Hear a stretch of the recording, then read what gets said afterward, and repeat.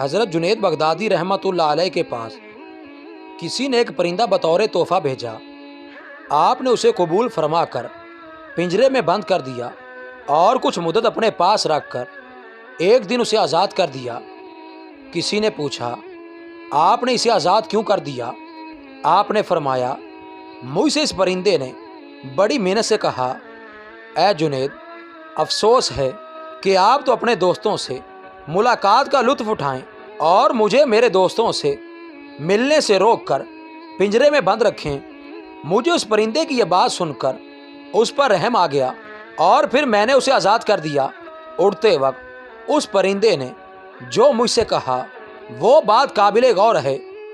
वो कहने लगा, हम परिंदे और जानवर जब तक अल्लाह के ज़िक्र में मसरूफ़ होते हैं आज़ाद रहते हैं, और जब हम पर गफलत तारी होती है हम किसी न किसी तरह कैद या शिकार हो जाते हैं। मैं भी अल्लाह की याद से सिर्फ़ एक दिन गाफिल रहा, जिसकी वजह से मुझे पिंजरे की सज़ा भुगतना पड़ी। मुझे डर है कि न जाने तुम इंसानों का क्या होगा जो अक्सर औकात अपने रब के ज़िक्र से गाफिल रहते हो। ऐ जुनैद, मैं आपके सामने वादा करता हूँ कि मैं आइंदा कभी अल्लाह की याद से गाफिल नहीं रहूँगा। ये कहकर वो परिंदा उड़ गया। मज़ीद ऐसी वीडियोज़ के लिए चैनल को सब्सक्राइब करें और बेल आइकन को लाजमी प्रेस करें।